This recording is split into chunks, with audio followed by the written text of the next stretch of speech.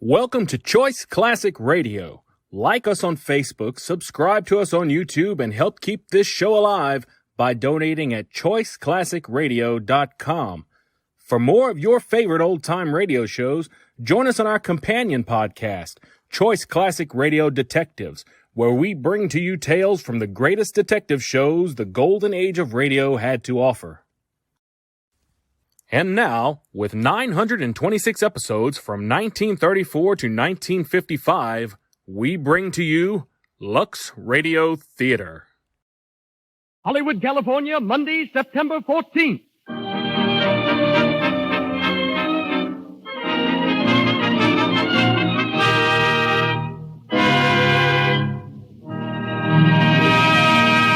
The Lux Radio Theater presents Ruth Chatterton and Brian Ahern in Sir James Barrie's play, Quality Street.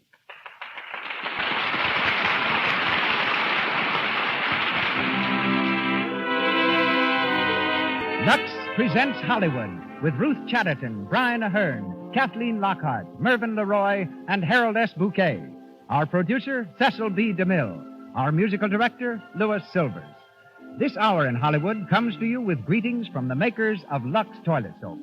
Our welcome also goes to the distinguished audience gathered here in our theater on Hollywood Boulevard, which includes the following Boston dramatic critics who have just returned from Santa Cruz, where the picture Maid of Salem, starring Claudette Colbert, is being filmed. Marjorie Adams, Peggy Doyle, Helen Eager, Prunella Hall, Eleanor Hughes, and Don Messenger. And a hearty welcome also to our old friend, Al Jolson. We hope our program brings you as much pleasure as your presence brings to us.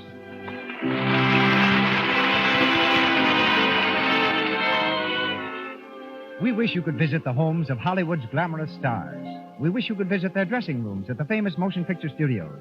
For then you could see for yourself that 9 out of 10 of our most beautiful actresses protect their flawless complexions with Lux Toilet Soap.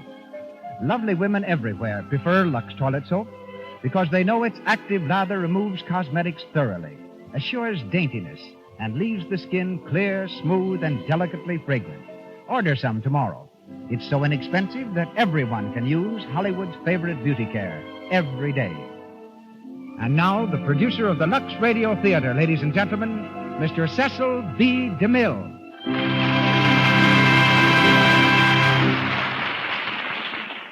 Greetings from Hollywood, ladies and gentlemen.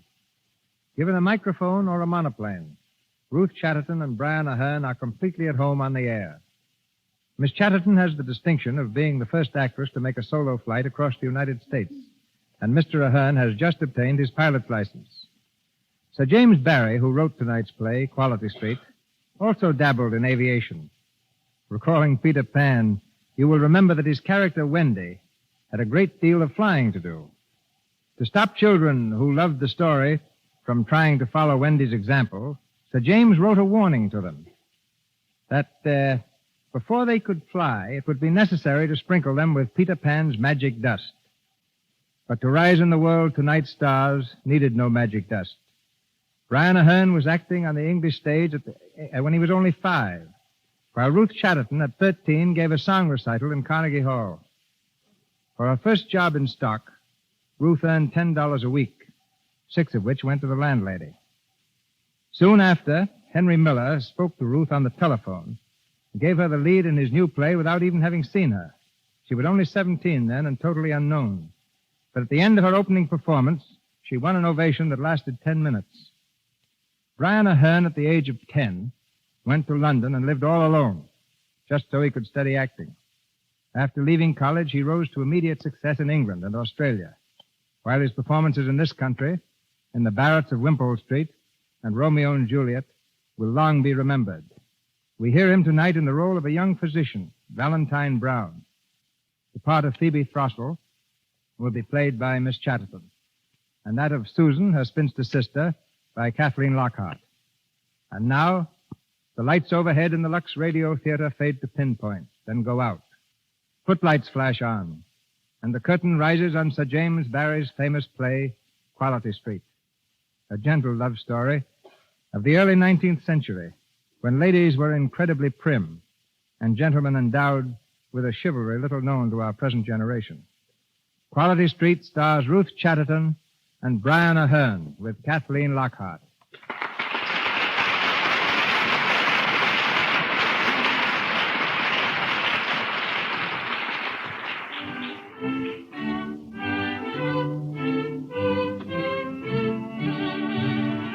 It is the winter of 1805, and Napoleon's greed for empire casts a threatening shadow over all Europe.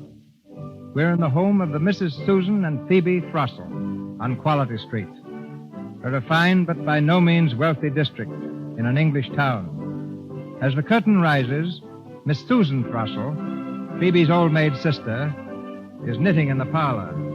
We hear the sound of the doorbell, an old-fashioned full bell, whose continued tinkling surprises Miss Susan. Patty! Patty, answer the bell, please. Yes, ma'am. Oh, come in, Miss Phoebe. Thank you. Oh, Susan. Susan, I'm so excited. I should think so. I thought you were going to pull that bell out by the roots. What's happened? Patty, will you please take my bonnet and fur tippet into the bedroom? Yes, please. What is it, Phoebe?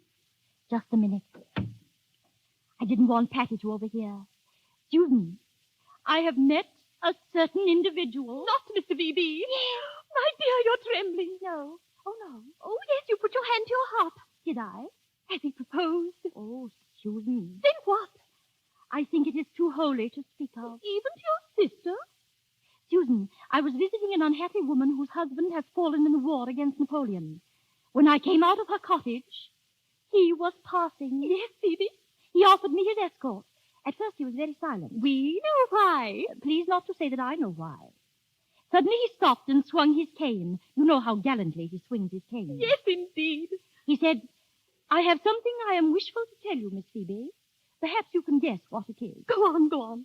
To say I could guess, sister, would have been unladylike. I said, please not to tell me in the public thoroughfare, to which he instantly replied that I shall call and tell you this afternoon. Phoebe! Susan, to think that it's all happened in a single year. The village doctor. Such a genteel competency as he can offer. Such a desirable establishment. Oh, I had no thought of that, dear. What a romantic name. Mr. Valentine Brown. Do you remember when he first called? At the tea table, he humorously passed the cake basket with nothing in it at all. Oh, he was very amusing from the very first. I'm thankful that I have a sense of humor, too. I'm exceedingly funny at times, am I not, Susan? Yes, indeed. You know, he is absolutely fearless. Susan, he has smoked a pipe in this very room. Oh, smoking is indeed a dreadful habit. But there is something so dashing about it. Ah, and now I shall have to live alone. Oh, no. I cannot bear to leave this room. My lovely blue and white room. It is my husband. Susan, you must make my house your home. You see, I have something distressing to tell you. What? You alarm me. You know Mr. Brown advised us how to invest half of our money. I know it gives us 8%. So why it should do so, I cannot understand. But very obliging, I'm sure. Susan, all that money is lost. Lost? Something burst, dear. A bubble, I believe they called it. And then the officers of the company absconded. But Mr. Brown? Oh, I haven't told him yet.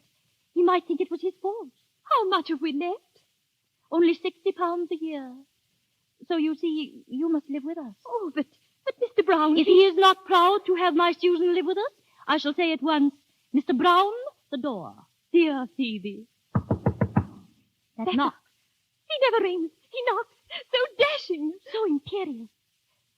Susan, I think he kissed me once. You think? I know he did. He was squiring me home from the concert. It was raining, and my face was wet. He said that was why he did it. Because your face was wet? It doesn't seem a sufficient excuse now. Oh, Phoebe, before he had offered marriage? I fear it was most unladylike.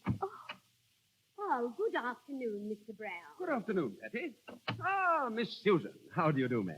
And Miss Phoebe? Miss Phoebe of the pretty ringlets? How are you? Always so dashing. May I sit on this chair, Miss Phoebe? I know Miss Susan likes me to break her chair. Indeed, sir, I do not. Phoebe, how strange that he should think so. The remark was humorous, was it not? How you see through me, Miss Phoebe. Ah. So, I am dashing, eh, Miss Phoebe? A little, I think. Well, I've something to tell you today which I really think is rather dashing. Oh, dear. I say, Miss Susan, you're not going before you know what it is. Oh, I know, Mr. Brown. Susan! Well, I don't know. I can guess. Oh, please, Phoebe, you explain. Oh, so you both know. And I flattered myself 'twas such a secret. Am I to understand that you had foreseen it all, Miss Phoebe? Nay, sir, you must not ask that. Anyhow, it was you who first put it into my head. Oh, I hope not. Your demure eyes flashed every time the war was mentioned. The war. The war? Mr. Brown, what is it you have to tell us? But I have enlisted, Miss Phoebe. Did you surmise it was something else? You are going to the wars? Mr. Brown, is this a jest? Not at all. I've chafed for months. I want to see whether I have any courage. I think you have done bravely, Mr. Brown. I leave tomorrow for the barracks in London. So this is goodbye. I shall pray that you may be preserved in battle, Mr. Brown, And will you write to me when occasion offers? if you wish it. With all the stirring news of Quality Street. It seems stirring to us. It must have been merely laughable to you who came here from a great city. You delicious Miss Phoebe. When I first came here, I felt sorry that one so sweet and young should live so grey a life. I wondered whether I could put any little pleasures into it. Oh, you mean the picnics we had together, chaperoned by Miss Susan? Oh, that was only how it began. Soon I knew that it was I who got the pleasures, and you who gave them. You have been to me, Miss Phoebe, like a quiet, old-fashioned garden, full of the flowers that Englishmen love best, and because they have known them longest. The daisy that stands for innocence, and the hyacinth for constancy, the modest violet, and the rose. When I am far away, ma'am, I shall often think of Miss Phoebe's pretty soul, which is her garden, and I shall shut my eyes and walk in it. May I come back in again? Have you... Is it... Why, Phoebe, you seem so calm. Susan, what Mr. Brown is so obliging to inform us is not what we expected. Not that at all. He's enlisted for the wars, and he came to tell us goodbye. Going away? Am I not the ideal recruit, ma'am? A man without a wife or a mother or a sweetheart? No sweetheart? Have you one for me, Miss Susan? Susan, we shall have to tell him now. You dreadful man, Mr. Brown. You will say it is just like Quality Street. But ever since you told me earlier today that you had something to tell me, we've been puzzling over it, and we concluded that it was that you are going to be married. Was that it? So like women, you know. We thought perhaps we knew her. We were even discussing what we should wear at the wedding. I shall often think of this. I wonder who would have me. But I must be off. So, God bless you both. You are going? We shall miss you very much, Mr. Brown. There is one little matter that I forgot. That investment I advised you to make. I'm happy it has turned out so well. It was good of you to take all that trouble, sir. Accept our grateful thanks. I am indeed glad that you are so comfortably provided for. You must remember I'm your big brother. Well, goodbye again. Goodbye, Mr. Brown.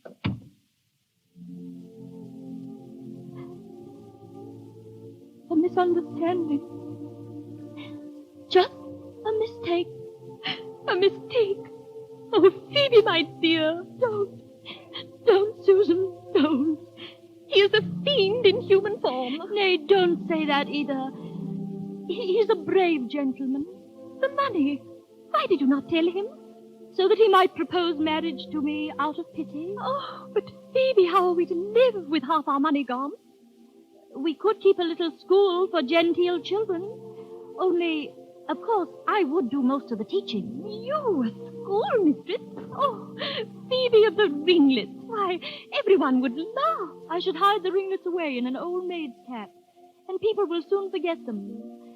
And I shall try to look staid and to grow old quickly. It will not be so hard as you think, dear. Oh, there are other gentlemen who were attracted to you, Phoebe, and you turned them away. I did not want them. Oh, they'll come again, and others too.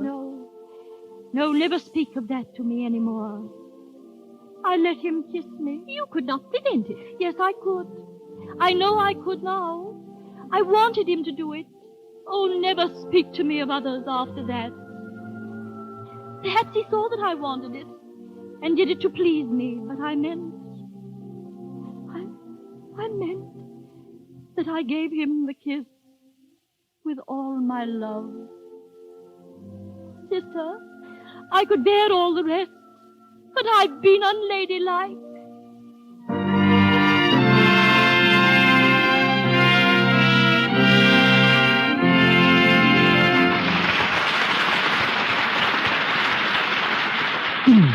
Before we continue with Quality Street, starring Ruth Chatterton and Brian Ahern, we want to take you to an attractive one-story house on one of Hollywood's numerous hills. A man and his wife and their pretty daughter live there. We'll say their name is Brown. And Mrs. Brown is saying... Peg's awfully late tonight. They were to shoot her big scene today. You know, sometimes I think she works too hard at this moving picture business. There she is, I guess. Now, don't scold her. Peg, you're late. Have a good day. Oh, Mother, don't ask me. We had to shoot that telephone scene 22 times. Seemed to me I was running up and downstairs all day long. Maybe you don't think that's work. Of course it is, but it's worth it. Now, calm yourself and let's have some dinner. Oh, I can't. Davy's coming for me at 8, and I can't pass up the Coconut Grove with him. Oh, dear, he'll expect me to be full of pep, and I'm so tired I could flop. I'll never make it. But Peg did make it. She took a warm, fragrant Lux toilet soap bath, just as screen stars do when they're worn out from too much work. A Lux toilet soap beauty bath makes you feel refreshed, alive. And, most important, its active lather sinks deep into your pores and frees them of impurities that may remain to choke them. When you use Lux toilet soap, you're sure you're dainty, certain your skin is sweet. Peg's found out that daintiness pays dividends in popularity. She knows that's why Davy says to her as they glide past at the Coconut Grove, Gee, Peggy, you are a peach. Let's stay until the music stops, Honest, I could dance forever when I'm dancing with you. be sure you protect daintiness the Lux toilet soap way. Keep skin clear, smooth, dainty with this soap the screen stars use. Start today. And once again, Mr. DeMille. We continue with Quality Street, starring Ruth Chatterton as Phoebe Thrussell and Brian Ahern as Valentine Brown.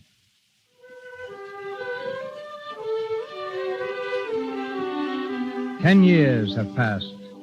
Phoebe and Susan are now teaching school, and the once charming sitting room is a jumble of maps and blackboards.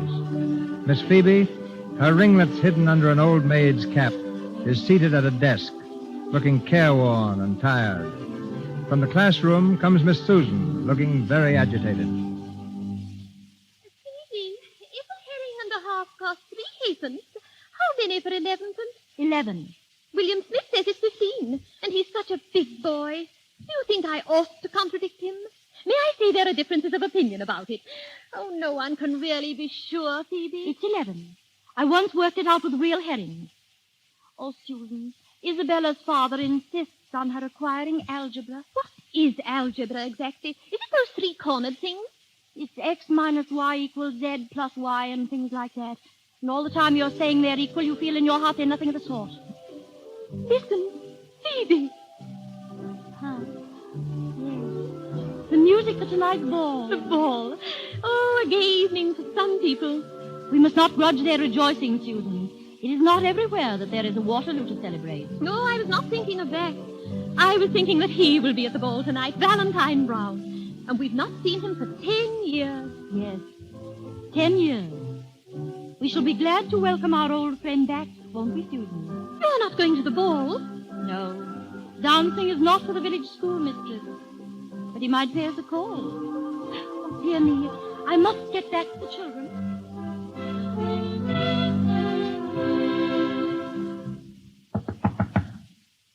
Good afternoon, Patty. Oh, sir, good afternoon. Come in, sir. Who is it, Patty? It's Captain Brown, Miss Susan. Captain Brown. Captain Brown reports himself at home again. Oh, you call this home? When the other men talked of their homes, Miss Susan, I thought of this room. Well, what's this? Maps, desks, blackboards? Why, it looks like a schoolroom. It is. Ah, well. Hi-ho, it is still the same dear room. Miss Susan, I rejoice to find no change in you. And Miss Phoebe? Miss Phoebe of the ringlets? I hope there be as little change in her. Phoebe of the ringlets, Oh, Captain Brown, you need not expect to see her. She is not here. I vow it spoils all my homecoming. Susan, that dreadful Smith boy. Captain Brown. Miss Phoebe? Is it you, Miss Phoebe? Yes, I have changed very much. I have not worn well, Captain. We are both older, Miss Phoebe. Phoebe, dear, the class. I think you can dismiss them, dear. The back way, Phoebe. The back way, Susan, and keep them quiet. Yes, dear. Teaching school is sometimes a trial, Captain Brown. The children are very dear. Oh, ma'am. If only you had invested all your money as you laid out part by my advice. What a monstrous pity you did not. We never thought of it. You look so tired. I have the headache today. You did not use to have the headache. Curse those dear children. Nay, do not distress yourself about me. Tell me of yourself. We are so proud of the way in which you won your commission. Will you leave the army now? Yes, and I have some intention of setting up a surgery and pursuing again the old life in Quality Street. I've been here in such high spirits, Miss Phoebe. The change in me depresses you. I was in hopes that you and Miss Susan would be going to the ball. I had brought cards for you to make sure. But now you see that my dancing days are done. Miss Phoebe, what a dull, gray world it is. Phoebe, I sent them off and asked Fatty to make some tea. You will have some tea, Captain Brown. Oh, thank you, Miss Susan, but I think not. Some other time, perhaps. Oh, yes, of course. You've just returned. There must be many duties to perform. Oh, but just wait a few days. And then the dashing Mr. Brown will drop in as of old. And behold Miss Susan on her knees once more, putting tucks into my little friend, the Ottoman. And Miss Phoebe... Miss Phoebe... Phoebe of the ringlets. I have no ringlets now, Captain Brown. You keep school now, ma'am.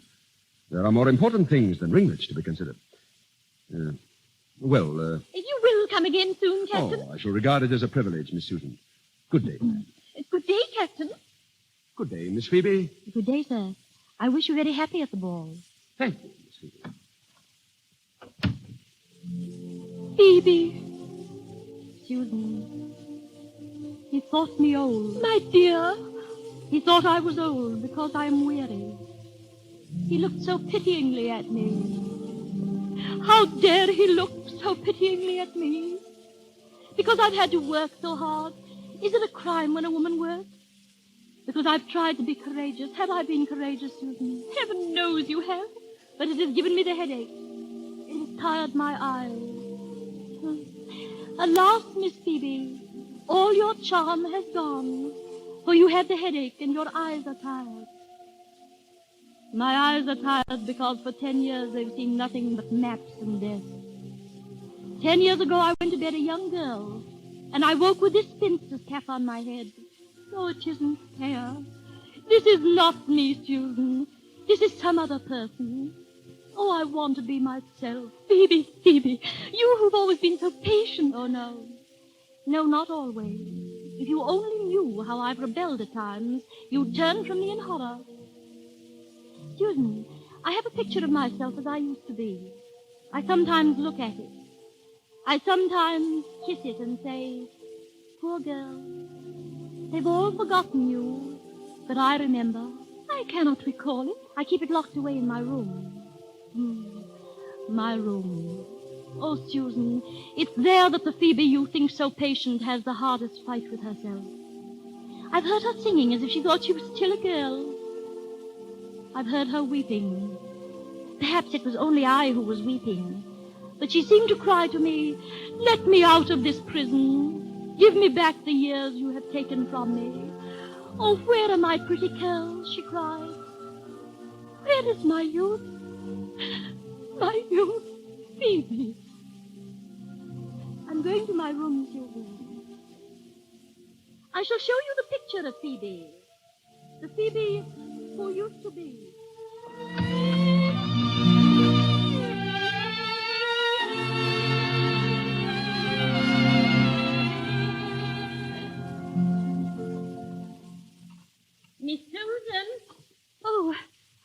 Patty. Here are the tea things, ma'am. Oh, thank you, Patty. But I don't think we shall have it just now.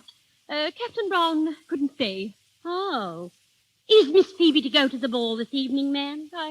I'm afraid not, Patty. Oh, 'tis a pity, ma'am. Yes, 10 years ago she might have gone. But now... Ah, the pretty thing that she was, Miss Susan. Do you remember, Patty? I think there's no other person who remembers, unless it be Miss Willoughby or Miss Henrietta. Susan! Why, Phoebe, what have you done? I brought you the picture of the old Phoebe, Susan. Miss Phoebe, is it really you? It is, Patty. Please to leave us for a while. I wish to speak to my sister. Yes, ma'am. Yes, Miss Phoebe. Phoebe, that dress you're wearing. An old one, Susan, that I've kept away all these years. Is it pretty? Yes, beautiful. And your hair, your ringlets, oh, they're just as they used to be, Phoebe. Yes. Oh, Susan, this is a picture of my old self that I keep locked away in my room and sometimes take out of its box to look at. How marvelous. Perhaps I should not do it, but it's so easy. I have but to put on an old gown and tumble my curls out of the cap. Sister, am I as changed as he says I am? You almost frighten me. You're so young, Phoebe. Oh, you're like a girl again. Like a girl. Listen. The music at the ball is calling to me, Susan. See, my curls have begun to dance. They're so anxious to dance. One dance, Susan, to Phoebe of the ringlets, and then I will put her away in her box and never look at her again. Ma'am, may I have the honor? Nay, then I shall dance alone. Phoebe, there's someone at the door. Phoebe, stop your dancing and hear me. Someone is coming. No, Patty. Not Miss Phoebe. I'm someone else tonight. Let me see. I'm my niece. The door, ma'am. Go down to the hall window, Patty. Look out and see who it is. I did see Miss Susan. 'Tis Captain Brown. Captain Brown. Oh, Phoebe, stop. Go upstairs. Nay, Miss Susan. Let him see her. I'll show him in. I'll not be here. I'm going to my room, Phoebe. Oh, dear, oh, dear, oh, dear. Come in, Captain Brown. Come in. Thank you. If you'll just step in here, Captain Brown. Thank you. Ah, good afternoon. I'll wager you didn't expect to see me so soon, Miss... Oh, I beg your pardon. Good afternoon, sir. I'm sorry, I thought it was Miss Phoebe. No, sir. 'Tis me mistress's niece. She's on a visit here. Oh, excuse me, ma'am. Patty, I obtained this bottle of medicine at the apothecary's for Miss Phoebe's headache. It should be taken at once. Oh, Miss Phoebe's lying down, sir. Is she asleep? No, sir. I think she's wide awake, Well, sir. it may soothe her. Patty, take it to Aunt Phoebe at once. Yes, miss. Yes, ma'am.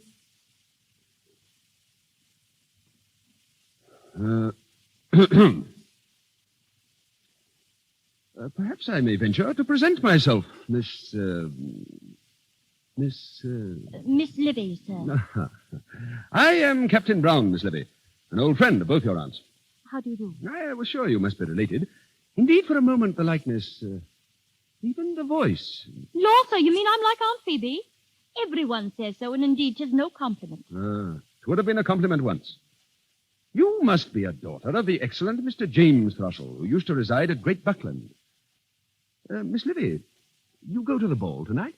Alas, sir, I have no card. I have 2 cards for your aunts. As Miss Phoebe has the headache, your Aunt Susan must take you to the ball. You'll enjoy it tremendously, I'm sure. Oh, sir, do you think some handsome gentleman might be partial to me at the ball? If that is your wish. I should love, sir, to inspire frenzy in the breast of the maid. But I dare not go. I dare not. Good afternoon, Captain Brown. Ah, Miss Susan, I have ventured to introduce myself to your charming niece. I beg your pardon. Aunt Susan, do not be angry with your Livy. Your Livy, Aunt Susan. This gentleman says he's the dashing Mr. Brown. He has cards for us for the ball, Auntie. Phoebe. Aunt Phoebe wants me to go. If I say she does, you know she does. But, my dear. I shall see to it, Miss Susan, that your niece has a charming ball. He means he'll find me sweet partners. Nay, ma'am. I mean that I shall be your partner. Aunt Susan, he still dances. Still, ma'am? Oh, sir, you are indeed dashing. Oh, nay, sir. Please not to scowl. I could not avoid noticing them. Noticing what, Miss Livy? The gray hairs, sir. I vow, ma'am, there is not one in my head. Oh, sir, dissuade her. Nay, nay, I entreat her. Auntie, think, my dear, think. We dare not. No, we dare not. But we will. My dear. No use to talk on, Susan. I fixed my mind. We go to the ball tonight. We shall be bright and gay and thoughtless and merry. And we shall dance for the dashing Captain Brown.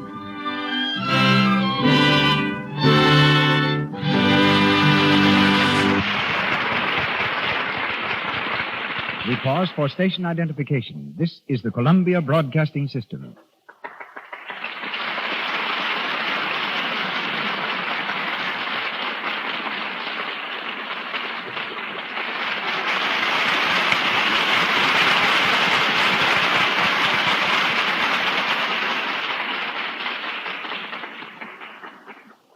We continue shortly with Quality Street, starring Ruth Chatterton and Brian Ahern. Ambitious newcomers are not the only ones given screen tests. The most famous stars in Hollywood are frequently tested to see if they're suited to certain roles. Tests are expensive and are conducted with great care because they're the talent laboratory of the studio. The gentleman you are about to hear directs the tests at Metro Goldwyn Mayer Studio. 20 years ago, he worked for me as a property man. Leaving his job to serve in the war, he has since then been a writer and director. Ladies and gentlemen, Mr. Harold S. Bouquet. Let me first explain how we make a screen test. The person to be tested rehearses a scene from a play. Then in costume, she goes before the camera, and the scene is shot with as much care as is given a full-length picture. In testing a newcomer, we watch especially for these points. Does she photograph well? Can she act? And has she a screen personality? By that I mean, does she have the ability to convey to the audience what she's thinking as well as what she says? In casting a new production, we test established actors to choose the ones best fitted to balance the cast. I remember in one picture starring Joan Crawford, I had to direct and listen to 34 crooners before finding one who could act as well as he crooned. You've certainly suffered for your art. I've always sympathized with a screen test director. He's probably the most unpopular man on the lot because every performer fears his camera. That goes for some of the biggest actors, too. I've seen them go to pieces and forget their lines when it's a test for themselves. On the other hand, they're always willing to help out a newcomer by playing opposite him, giving him confidence and support. Perhaps you've been told you're the image of Miss Greta Garbo or Mr. Robert Taylor. That won't help you pass a screen test. At best, you'll only be a good imitation. Be yourself. Develop your own dignity, humor, sweetness, or strength. The truth will out in your screen test. Clear, vibrant skin helps immeasurably to convey charm and life. A good way to achieve vibrant skin is by using soap and water.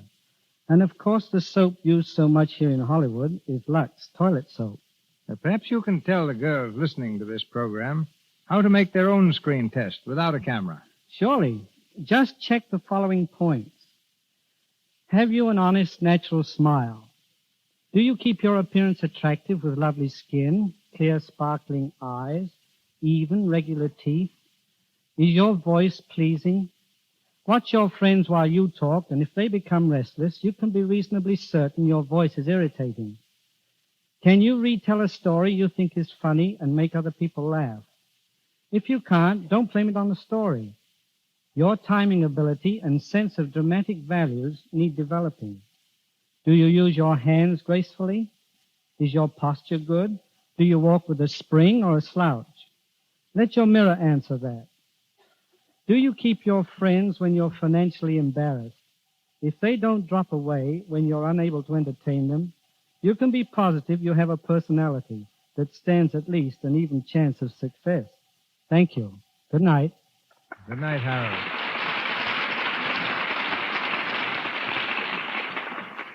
Back to our story, Quality Street, starring Ruth Chatterton and Brian Ahern.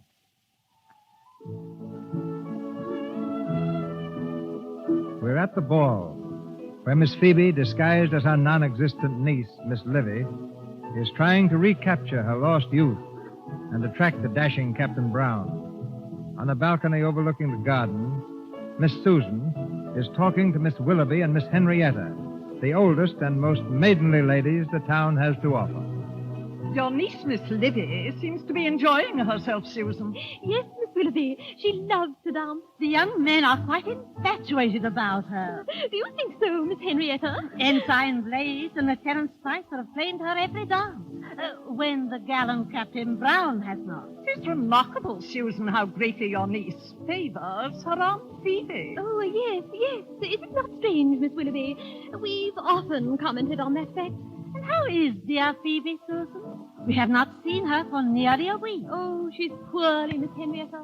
Very poorly. Oh, how sad. Miss Livy is your brother James' child, I believe you said, Susan. Yes, Brother James' child. Strange. I cannot remember that your estimable brother ever had a daughter. I thought all the three were sons. Oh, no. 3 sons and a daughter. Surely you remember my speaking of little Livy, Miss Henrietta? No, Susan, I do not. The music has stopped. Your niece is coming this way. Oh, yes, yes. If you'll excuse me. Oh, are we not to meet her, Susan? Oh, yes, certainly. If you wish it. Why, of course. Don't come now. You've been dancing with Lieutenant Spicer all Nay, gentlemen, you must excuse me. I must speak to my aunt. Will you be long, Miss Livy? I shall try not to be. Then we shall try to wait patiently, ma'am. Come, Ensign. Farewell, Miss Livy. Farewell, ma'am. Farewell, gentlemen. Oh, Aunt Susan, Oh, my dear. Oh, I beg your pardon. I didn't know you were engaged. Livy, my dear, these are 2 old friends of mine. My niece, Livy, Miss Willoughby, and Miss Turnbull. How do you do? How do you do? Excuse me, Aunt. but I One must moment, really- Miss Livy. May I ask how many brothers you have? 2. 2. I thank you. Oh, that is 2 excluding the unhappy Thomas. The unhappy Thomas. Yes, we never mention him. I think I shall go. Come, Miss Henrietta. Yes, my dear. Good night, Susan. Good night, Miss Livy. Good night. Good night, Susan. You think they suspect? I know they do. How could they help it? Why didn't you tell me they were here? I didn't know myself until they came and sat next to me. Oh, Phoebe, the scandal. You, a schoolmistress, flirting outrageously with every young gallant at the ball. And allowing them to propose to me, too. You didn't. Oh, who were they? Ensign Blades, Lieutenant Allen, and Major Linkwater. Phoebe, what is to be done? If Miss Willoughby and Miss Henrietta find out about these proposals, they'll tell all Quality Street. We can never open school again. We shall starve. That horrid, forward-flirting, heartless, hateful little toad of a Libby. Oh, it's not her fault. I know who it is that has turned you into this silly, wild creature. That odious, cruel Valentine Brown. Poor blind man. To weary of Phoebe, patient, ladylike Phoebe, the Phoebe whom I have lost. To turn from her and then become enamored in a single night of a silly impostor like Miss Libby. Yes, he is infatuated with Libby. Susan, there's been a declaration in his eyes all tonight. And when he cries, "Adorable Miss Libby, be mine," I mean to answer with a, "Oh, law, how ridiculous you are. You're much too old. I've been but teasing you, sir." Oh, Phoebe, how can you be so cruel? Because he's taken from me the one great glory that is in a woman's life. Not a man's love. She can do without that. But her own dear, sweet love for him. He's unworthy of my love. That's why I can be so cruel. Oh, dear. Miss Livy. Oh, 'tis Captain Brown, Aunt Susan. Lord, Captain, why are you not dancing? Indeed, ma'am, it is because I have something of more importance to attend to. I wish to speak to you, Miss Livy. May I, Miss Susan? Oh, yes, Captain. Livy, I think it's almost time we left. I'll go fetch your cloak, dear. Thank you, Aunt Susan. Won't you sit down, Captain? Thank you. You're looking rather grim, Captain. What is it you have to speak to me about? Miss Livy. You're an amazing pretty girl, ma'am. Oh, Captain. But you're a shocking flirt. Oh, Lord. It has somewhat diverted me to watch the men go down before you. But I know you have a kind heart.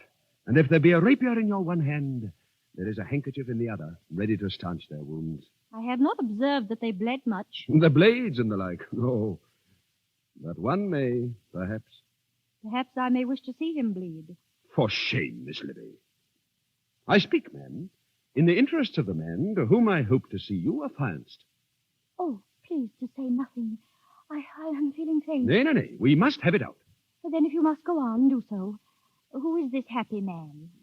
As to who he is, ma'am, of course I have no notion.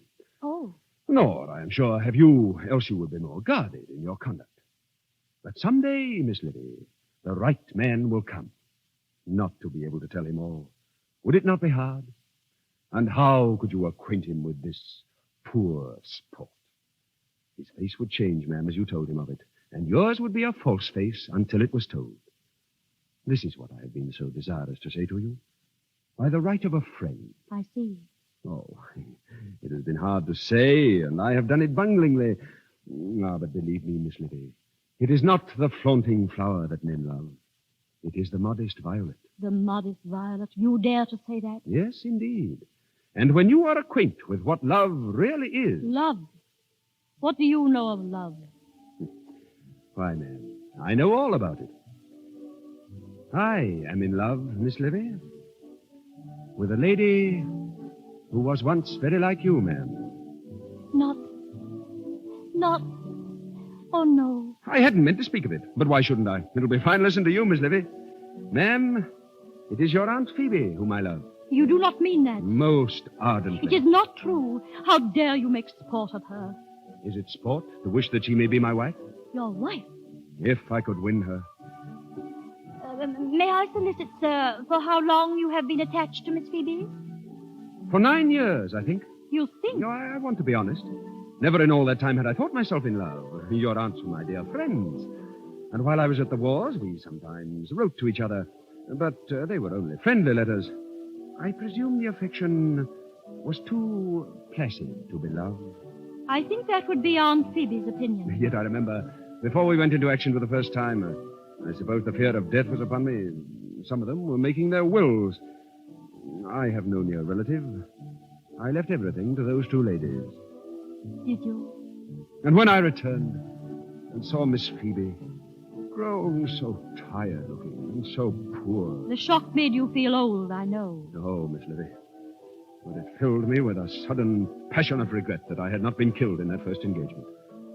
They would have been very comfortably left. Oh, sir. Oh, I am not calling it love. It was sweet and kind, but it was not love.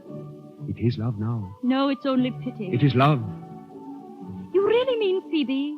Tired, unattractive Phoebe, that woman whose girlhood is gone? Nay, impossible. Phoebe of the fascinating, playful ways, whose ringlets were once as pretty as yours, ma'am. Memories. Yes, that is the Phoebe you love. The bright girl of the past, not the schoolmistress in her old maid's cap. Ah, there you wrong me. For I have discovered for myself that the schoolmistress in her old maid's cap is the noblest Miss Phoebe of them all. When I enlisted, I remember I compared her to a garden. I've often thought of that. 'Tis an old garden now. The paths, ma'am, are better shaded. The flowers have grown They old-fashioned. smell the sweeter. Miss Libby, do you think there is any hope for me? There was a man whom Miss Phoebe loved long ago. He did not love her. Oh, he was a fool. He kissed her once. If Miss Phoebe suffered him to do that, she thought he loved her. Yes. Yes. Do you think that this makes her action in allowing it less reprehensible? It has been such a pain to her ever since. How like Miss Phoebe. But that man was a knave. No, he was a good man, only a little inconsiderate. She knows now that he has even forgotten that he did it. I suppose men are like that. No, Miss Libby, men are not like that. I am a very average man, but I thank God I am not like that. It was you. Did Miss Phoebe say that? Yes. Then it is true. It was raining, and her face was wet. You said you did it because her face was wet. I had quite forgotten. But she remembered. And how often do you think the shameful memory has made her face wet since? The face you loved, Captain Brown. You were the first to give it pain. The tired eyes. How much less tired they might be if they'd never known you. You who are torturing me with every word, what have you done to Miss Phoebe? Do you think you can ever bring back the bloom to that faded garden? I vow I shall do my best. I shall go to her. Miss Phoebe, I will say. Oh, ma'am, so reverently. Miss Phoebe, my beautiful, most estimable of women, let me take care of you forevermore. Beautiful. Oh, no, Miss Phoebe. Ah, ma'am, you may laugh at a rough soldier so much enamored, but 'tis true. Marry me, Miss Phoebe, I will say, and I will take you back through those years of hardship that have made your sweet eyes too patient. Instead of growing older, you shall grow younger. We will travel back together and pick up the many little joys and pleasures that you had to pass by when you trod that thorny path alone. Can't be. Can't be. Nay, Miss Phoebe has loved me. 'Tis you yourself have said it. I did not mean to tell you. She will be my wife, yes. Never. You are severe, Miss Livy. Ah, but it is because you are partial to her, and I am happy of that. I partial to her? I'm laughing at both of you. Miss Phoebe, Lord, that old thing. Silence. I hate her and despise her if you knew what she is. I know what you are. That paragon who has never been guilty of the slightest deviation from the strictest propriety. Never. That garden. Miss Livy, for shame. Your garden has been destroyed, sir. The woods have entered it, and all the flowers are choked. You false woman, what do you mean? I'll tell you. What faith you have in her? As in my God. Speak. I cannot tell you. No, you cannot. It is too horrible. You are too horrible, is not that it? Here is your cloak, dear. The carriage is waiting to take us home. Answer me, Miss Livy. Is it not that you are too horrible? Yes, that is it.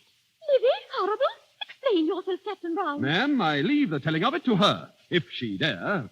And I devoutly hope that those are the last words I shall ever address to this lady. Ma'am, your servant. My love, my dear, what terrible thing has he said to you? Not terrible, glorious. Susan, 'tis Phoebe he loves. 'Tis me, not Livy. He loves me. He loves me. Me, Phoebe.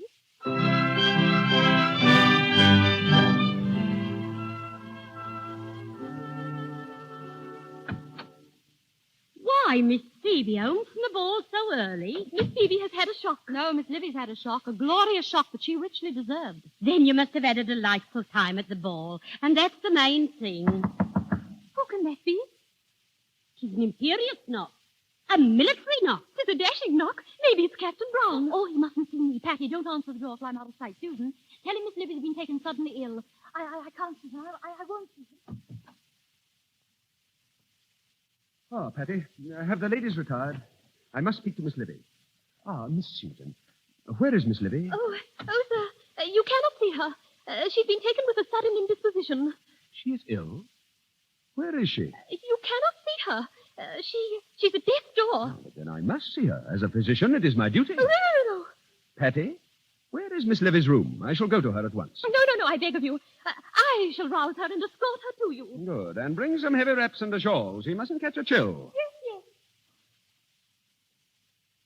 Yes. Patty, why have these dear ladies been deceiving me? Why, whatever do you mean, sir? I have talked to Miss Willoughby and Miss Henrietta at the ball. I feel that their suspicions are correct. Oh, sir, what suspicion? Patty, there is no such person as Livy. Is there? Captain Brown? Miss Phoebe has been posing as Miss Livy, hasn't she? Yes, sir. Why has she done this? It was you that began it all by not recognizing her in a ring list the last time you was here. Why has this deception been kept up for so long? Because you would not see through it. She thought you were infatuated with her when she posed as Miss Livy because she was so young and silly. Oh, it is infamous. It was all in playful innocence at first, but now she's so feared of you that she's weeping her soul to death. That will be all, Patty. You may go now. Yes, sir. Thank you, sir. Captain Brown. Oh, yes, Miss Susan. I am happy to inform you, sir, that Livy finds herself much improved. It is a joy to me to hear it. She's coming in to see you. Oh, I shall be happy to see the poor invalid. Come in, Livy, dear. Yes, Aunt. Oh, your servant, Miss Livy. How do you do? Allow me to help you to the couch, Miss Livy. No, I can walk alone. How do you think she's looking, Captain Brown? A little drawn. But I believe she will recover. Thank heaven. May I say, Miss Livy, it surprises me that you should be said to be like your Aunt Phoebe. Of course, you have the ringlets, but Miss Phoebe is decidedly shorter and more thick-set. No, I'm not. I said Miss Phoebe. Oh. Oh, yes. Well, Miss Susan, I think I could cure your niece if she is put unreservedly into my hands. I'm sure you could. Ah, then you are my patient, Miss Livy. It was but a passing indisposition. I'm almost quite recovered. Oh, nay, you still require attention. But I believe that your home is the best place for you. Would that I could go. You are going. Yes, soon. Indeed, I have a delightful surprise for you, Miss Livy. You are going tonight. Tonight? Not merely tonight, but now. As it happens, my carriage is standing idle at your door, and I am to take you in it to your home. Sir, I decline to go. Oh, what a stubborn patient you are. Miss Susan, can't you persuade her? Indeed, Captain, I cannot. Oh, well, then I must speak to Miss Phoebe. Oh, dear. Where is she? I cannot tell. You don't know. That is strange. She is your aunt, is she not? Oh, sir, And you are her niece. Yes, honey. And yet you don't know where she is. I cannot tell. Then perhaps, ma'am, I can help you. You, sir? Miss Phoebe, dear creature, is here in this room with us now. She calls herself Miss Livy. Oh, But we know it's just in sport. Captain, And more to her own confusion than mine. Phoebe, he knows. Captain Brown, I will explain everything to your satisfaction. No need for explanations. Miss Livy is no more. Good riddance to that charming little flirt. And now, Phoebe Fossil. Will you be Phoebe Brown? You know everything. And that I am not a garden. I know everything, ma'am. Except that. Then the dictates of my heart enjoin me to accept your too flattering offer. Miss Phoebe, it is not raining, but your face is wet. I wish always to kiss you when your face is wet. Oh, sir. Kiss Susan also.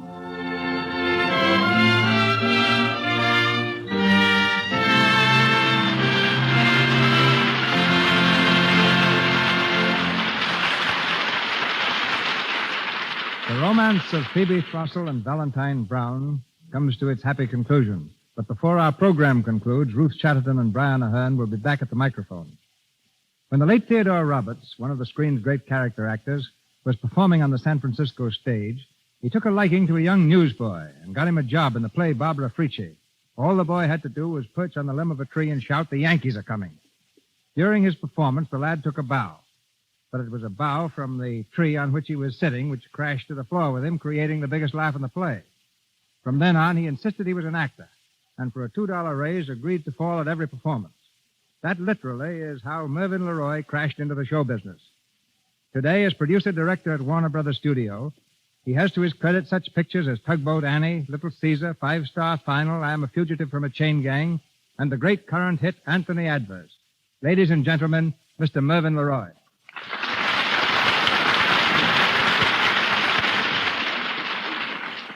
Thank you, CB. My first job in pictures was in the wardrobe department for $12.50 a week. I thought I was getting into the movies, and I found myself in the cloak and suit business, so I quit. Then you managed to catch my brother William DeMille in a weak moment and convinced him you were a great cameraman. I remember the first picture you shot under his direction was all out of focus, which gave it a soft, attractive quality never seen before, and we decided you were a genius. But I was smart, so I quit being a genius. I got myself a job as an actor for you, Mr. DeMille. Mervyn played the role for me in Triumph. The scene was in a canning factory. And among other things canned during the picture was Mervyn LeRoy. Let's skip over that and just say I became a comedy instructor and then a director. You know, I always wanted to be a big director like you, CB. Oh, thank you, Mervyn. It's those clothes you wear, those boots and those breeches. Boy, they got me. Why don't you wear them? I haven't got a horse. Then let me give you a plug right now. You did an excellent job on Anthony Adverse. It's a grand piece of work. I had a swell time shooting it, too, with one exception. When I was making the African scenes, I kept the cast at work for 4 days in the drenching rain. I, of course, sat in comfort under a big umbrella. When the scene was finished, Frederick March, Pedro Cordova asked me, meekly, if that was all. "Thanks, boys," I replied. "No more rain." "Oh, yes," said Freddie. That's what You think. And with that, he and Pedro poured a bucket of water over me. Of course, they offered you a cake of Lux soap with it. That reminds me. You've been knocking me since this interview began, so knock, knock. All right, who's there? Lux soap. Lux soap who? Lux soap the people haven't tuned out. Oh. They won't if you'll stop gagging. Now that you're a producer as well as a director, would you have made any changes in Anthony Adverse? Just one. And that? I would have fired Mervyn Leroy. Good night, and thank you. Good night, Mervyn.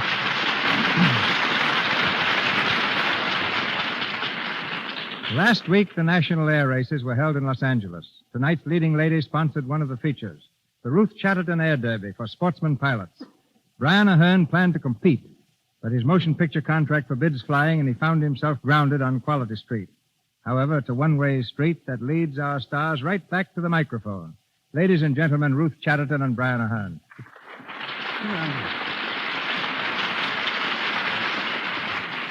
I really had no thought of ever flying, Mr. DeMille, but Ruth bullied me into a plane last year. So then I decided to take lessons until I knew how to fly around the field and land the plane, just to prove to her there was nothing in it. While Brian was up in the air, a bug bit him. He's had the flying fever ever since. It's a bad case, too. But long before Miss Chatterton or I came to Hollywood, ladies and gentlemen, Mr. DeMille was flying his own plane. And nearly 20 years ago, he started the first air passenger service in the United States. It operated between Los Angeles, San Francisco, and San Diego. Right now, my interests are in the other extreme. I have a diving apparatus, and I'm doing a little exploring at the bottom of the ocean. Do you ever dive, Ruth? Only in planes, Mr. DeMille. Oh, well, come down and see me sometime. Gladly would make the date soon, because, you see, I think I'm leaving Hollywood this fall for a season on the New York stage. Brian is, too. Well, success to you both. Are you flying back? Of course, I always fly, weather permitting. I know of nothing more invigorating. It's almost as invigorating to put my ship down and step into a shower with Lux toilet soap. Lux has flown with me all over the country. I'm never without a parachute or Lux. You can depend on either to save your skin. I'm particularly glad to have had you and Brian in a DeMille production before you left. I tried to get him before, but he was afraid of Hollywood. Well, Hollywood no longer terrifies me, but I still can't understand the autograph hunters. They ask me for my signature, but usually they haven't the slightest idea whether I'm King Solomon or Mickey Mouse. So, Mr. DeMille, thanks for a grand show. Good night. Good night, Mr. DeMille. Good night, pilots. Happy landing. Thank you, Miss Chatterton and Mr. Ahern. Ladies and gentlemen, this is your announcer, Melville Ruick. In a moment, Mr. DeMille returns with word of next week's program. Mr. Ahern appeared on this program through courtesy of Samuel Goldwyn Productions. He is now co-starring with Merle Oberon in the Samuel Goldwyn picture Covenant with Death. Mr. Leroy appeared through courtesy of Warner Brothers Studio, where he has just produced and directed Three Men on a Horse. Mr. DeMille through courtesy of Paramount, Mr. Bouquet, Metro-Goldwyn-Mayer, and Mr. Silver's 20th Century Fox, whose new picture, Ramona, was musically arranged by Mr. Silvers. And now, Mr. DeMille. As a novel, as a play, as a motion picture, Trilby ranks as one of the classics of literature and drama. Next Monday night, we bring you this story of the little French singer and the hypnotist Svengali. Our stars, Miss Grace Moore and Mr. Peter Lorre. This musical and dramatic event will mark the opening of the fall season of the Lux Radio Theater. With Miss Moore in the title role and Mr. Lorre as Svengali, I can assure you a performance worthy of the occasion. Our sponsors, the makers of Lux Toilet Soap, join me in inviting you to be with us next Monday night in the Lux Radio Theater presentation of Trilby, starring Grace Moore and Peter Lorre.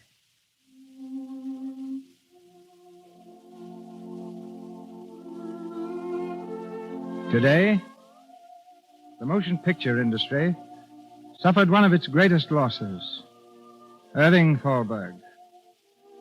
The Lux Radio Theater joins Hollywood and the entire nation in extending deepest sympathy to his wife, Norma Shearer, and his family.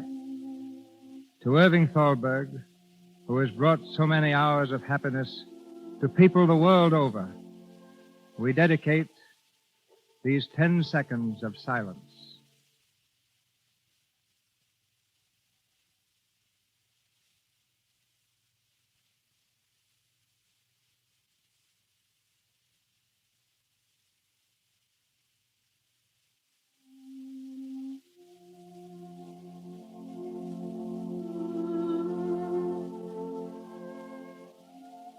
This is Cecil B. DeMille saying good night to you from Hollywood.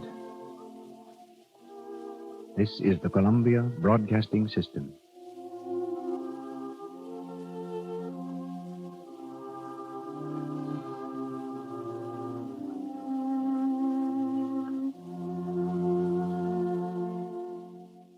That concludes today's episode.